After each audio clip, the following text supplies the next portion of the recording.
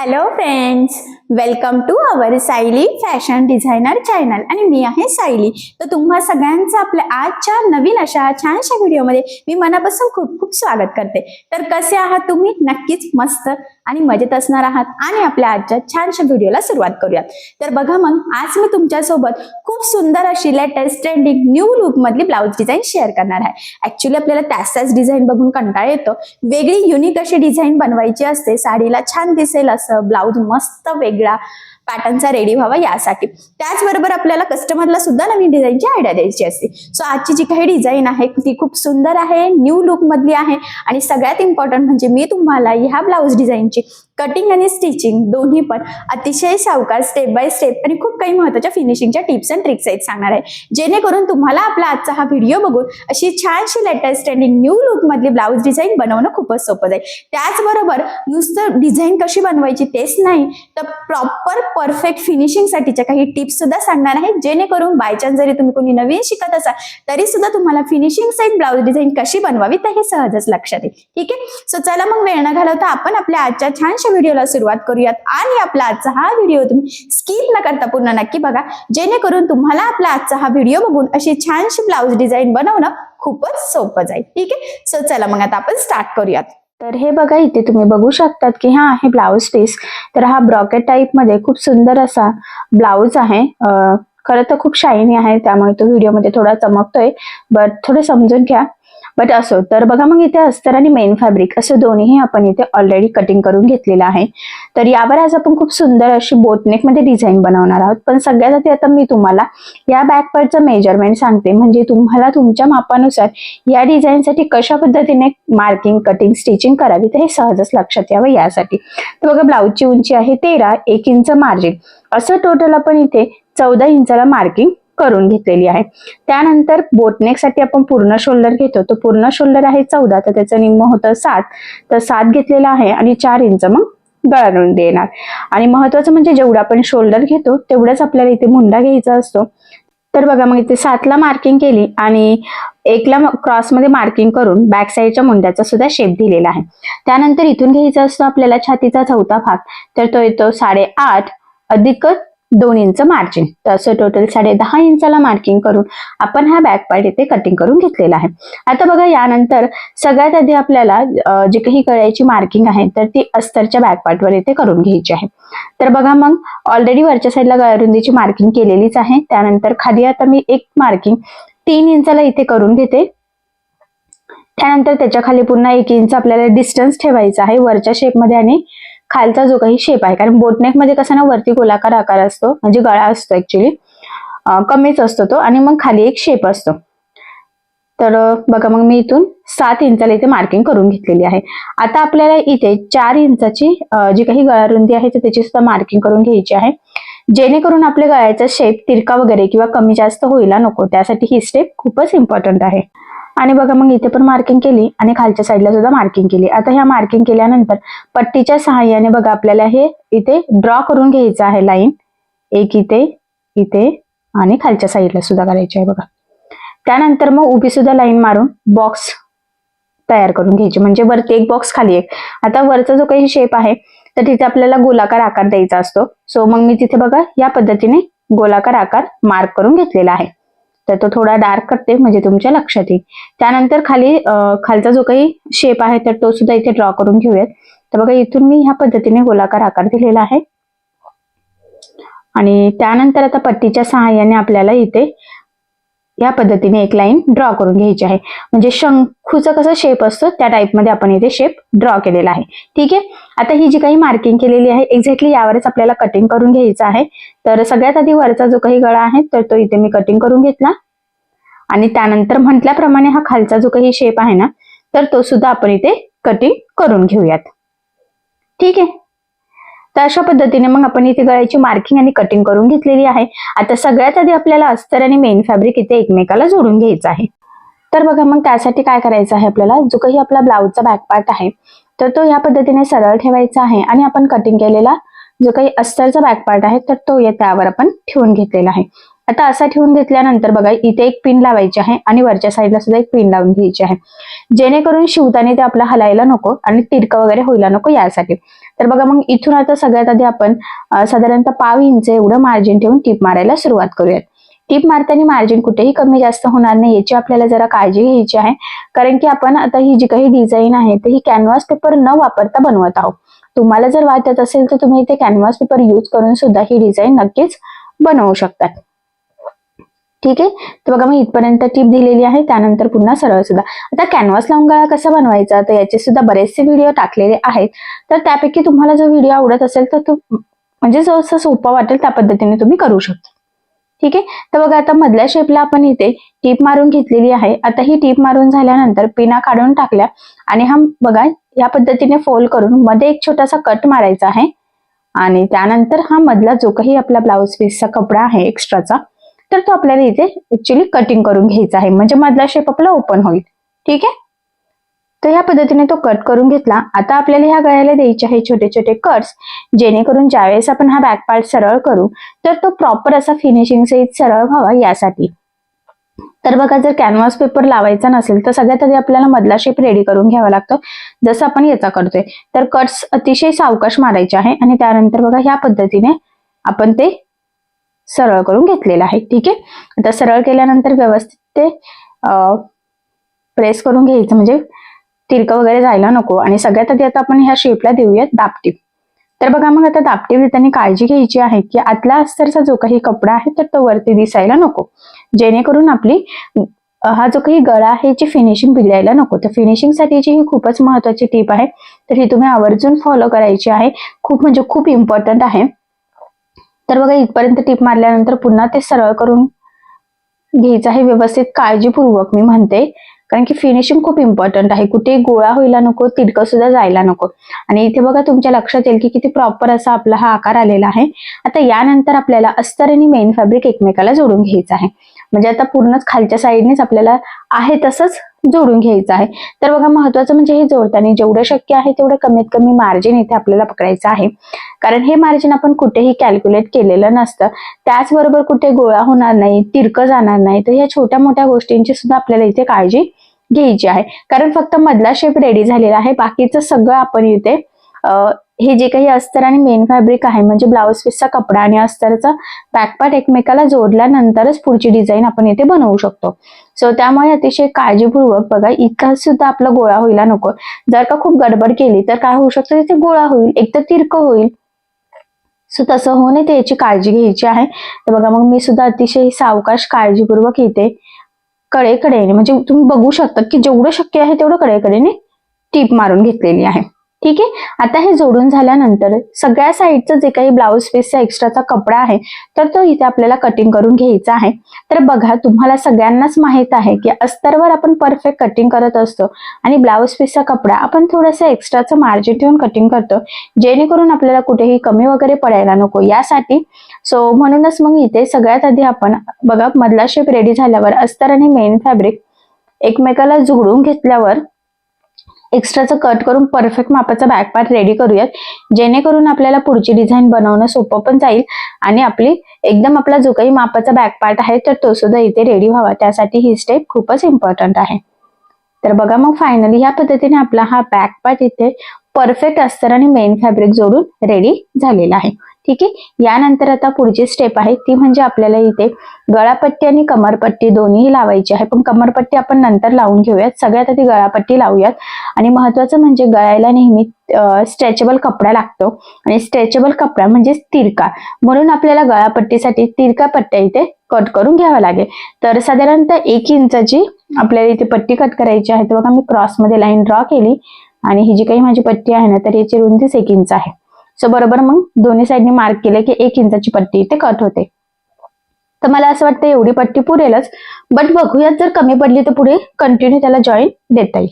ठीक आहे, तर बघा मग आता ही जी काही पट्टी आपण कट केलेली आहे तर ती आपल्याला इथे वरच्या गळ्याला सगळ्यात आधी लावून घ्यायची आहे. तर बघा मी ती डबल फोल्ड करून घेते आणि मग लावायला सुरुवात करते, म्हणजे प्रॉपर फिनिशिंग सहित आपला इथं गळा रेडी व्हावा यासाठी. ठीक आहे, तर बघा मग साधारणतः 1/2 इंच एवढं मार्जिन ठेवत आपल्याला इथे गळ्याला कडेकडेने टीप मारून घ्यायची आहे. आता महत्वाचं म्हणजे टीप मारताना व्यवस्थित एकसारखं सुद्धा आपल्याला पकडायचं आहे, ते कुठेही गोळा वगैरे तिरकं वगैरे जाणार नाही, कारण की गळा सुद्धा बिघडू शकतो. जर तुमची मार्जिन कमी जास्त झाली तर गळा बिघडू शकतो. सो तसं होऊ नये त्यासाठी अतिशय काळजीपूर्वक आपल्याला इथे ही पट्टी लावून घ्यायची आहे. तर बघा मग मी अतिशय सावकाश खरं तर इथे ही पट्टी लावून घेतलेली आहे. आता हे लावून झाल्यानंतर एक्स्ट्राची पट्टी आपण कट करूयात आणि त्यानंतर आपल्याला ह्या गळ्याला द्यायचे आहे छोटे छोटे कट्स, जेणेकरून आपण ही पट्टी ज्यावेळेस आतमध्ये फोल्ड करू तर ती प्रॉपर गोलाकार शेपमध्ये फोल्ड व्हावी, त्यासाठी ही स्टेप खूपच इम्पॉर्टंट आहे. आता बघा यानंतर ह्या पद्धतीने ती आतमध्ये फोल्ड करायची आहे आणि मग आपल्याला टीप मारायची आहे. दाब टीप नाही, सिंपल टीप मारायची आहे. म्हणजे ज्या लेवलमध्ये आपली ती पट्टी आतमध्ये येईल याचा तुम्हाला अंदाज येईल ना, त्या पद्धतीने. म्हणजे पाव इंचच्या लेवलमध्ये जरी तुम्ही टीप मारली तरी सुद्धा चालेल. तर इथे बघा तुमच्या लक्षात येतच असेल की किती डिस्टन्स सोडून आपण इथे टीप मारून घेतलेली आहे. ठीक आहे, तर फायनली बघा किती सुंदर प्रॉपर फिनिशिंग सहित इथे आपला गोलाकार शेप रेडी झालेला आहे. आता कमरपट्टी आपण नंतर लावूयात, कारण की आपल्याला त्याआधी बॅक साईडला टक्स टाकावा लागेल आणि मधली डिझाईन पूर्ण झाल्याशिवाय आपण इथे टक्स टाकणार नाहीये, कारण की मग पुन्हा आपल्याला स्टिचिंग करणं अवघड जाऊ शकतं यासाठी.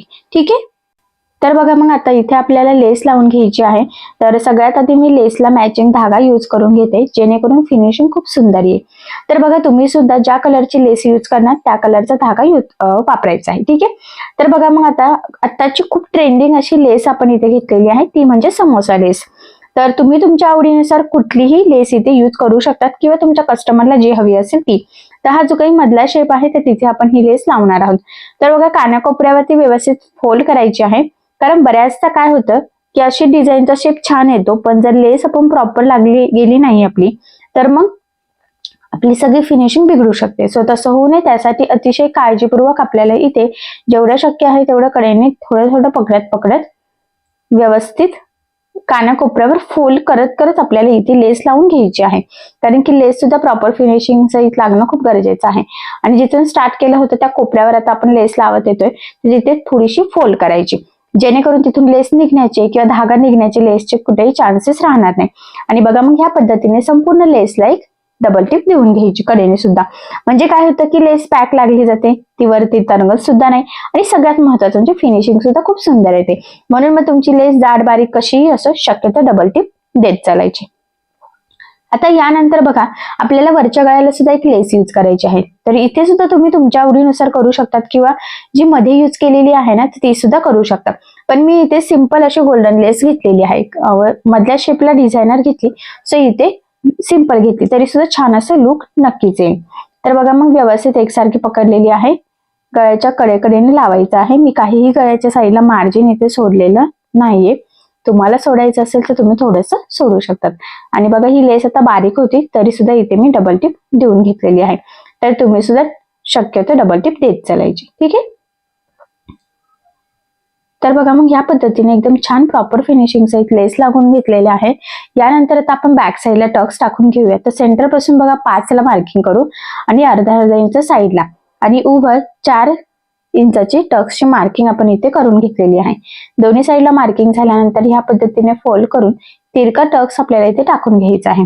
आता टक्सला नेहमी डबल टिप द्यायची आहे, त्याचबरोबर स्टार्टिंगला एंडिंगला व्यवस्थित लॉक सुद्धा करायचं, जेणेकरून तिथून आपली शिलाई निघण्याचे चान्सेस राहणार नाही आणि फिनिशिंग सुद्धा खूप सुंदर येईल आणि ब्लाउज सुद्धा लवकर खराब व्हायला नको यासाठी. तर बघा सेम त्याच पद्धतीने म्हणजे फायनली दोन्ही साईडला आपण एकदम छान असे परफेक्ट बॅकला टक्स टाकून घेतले. त्यानंतर आता आपल्याला इथे कमरपट्टी लावायची आहे. तर कमरपट्टी साधारणतः 1 ते 1.25 इंचाची किंवा जास्तीत जास्त 1.5 इंचाची तुम्ही इथे घेऊ शकतात. तर बघा मग मी इथे जॉईंट देऊन घेतलेला आहे, कारण की सरळ पट्टी अवेलेबल नव्हती यासाठी. आणि आता पुन्हा आपल्याला ब्लाउजचा मॅचिंग जो काही धागा होता तर तो इथे ओवून घ्यावा लागेल, कारण की याआधी आपण लेस लावली तर लेसचा धागा आपण इथे यूज केलेला होता. सो त्यामुळे मग मी इथे धागा चेंज केला. आता बघा हा पार्ट सरळ ठेवायचा, त्यावर आपण ती पट्टी ठेवलेली आहे आणि बघा साधारणतः अर्धा इंच एवढं मार्जिन ठेवत आपल्याला इथे टीप मारून घ्यायची आहे. कारण तुम्हाला सगळ्यांना माहित आहे उंचीमध्ये आपण 1 इंच एक्स्ट्रा घेतलं होतं, तर अर्धा इंच कमरेत आणि अर्धा इंच शोल्डर मध्ये जात असतं. त्यानंतर ही पट्टी आतमध्ये फोल्ड करून वरच्या साईडला आपल्याला दाबटीप द्यायची आहे. तर बघा मग दाबटीप देताना काळजी घ्यायची आहे की आपला आतला अस्तरचा जो काही कपडा आहे म्हणजे ते पट्टीचा तर तो वरती दिसणार नाही, जेणेकरून आपली फिनिशिंग बिघडायला नको. तर या छोट्या मोठ्या फिनिशिंगच्या टिप्स तुम्ही आवर्जून फॉलो करायच्या आहेत.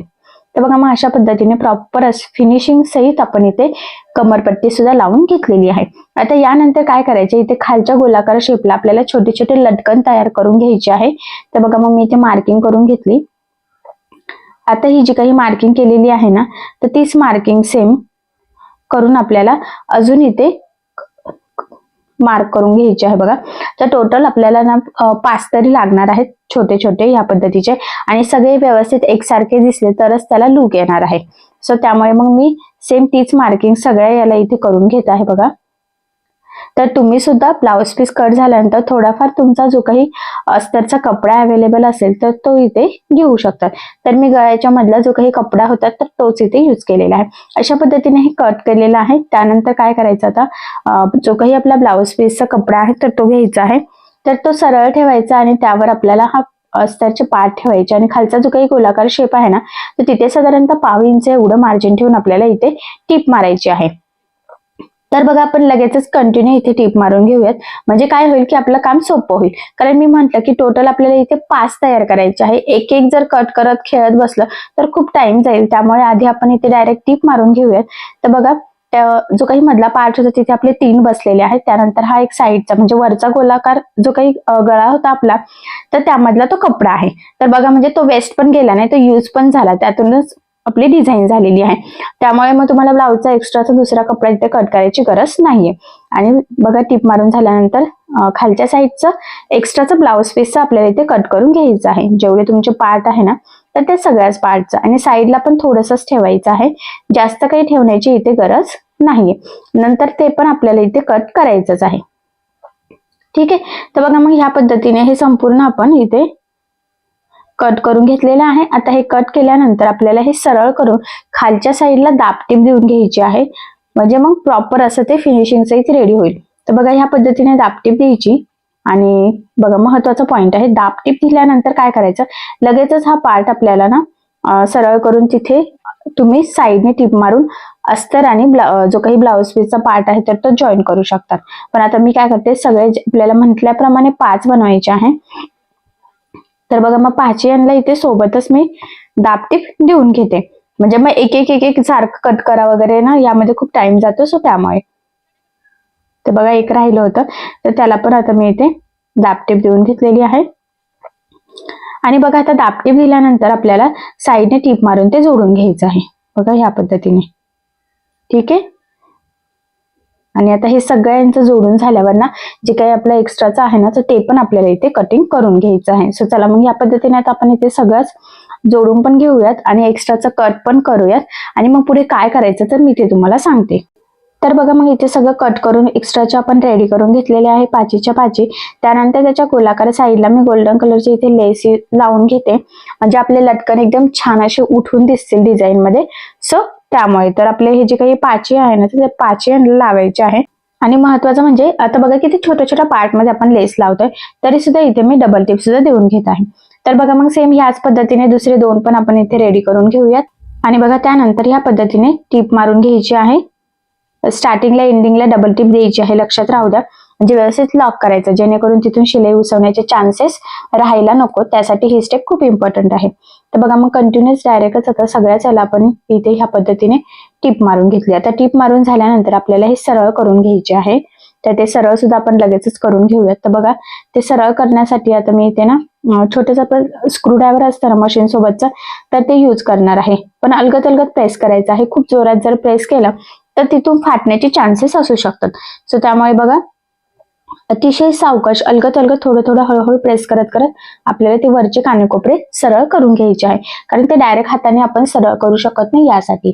आणि बघा याने जर सरळ केले ना तर एकदम प्रॉपर असे गोलाकार आपले हे लटकन इथे तयार झालेलं आहे. तर बघा आपण हे फॅब्रिक पासून खूप सुंदर लटकन बनवलेलं आहे.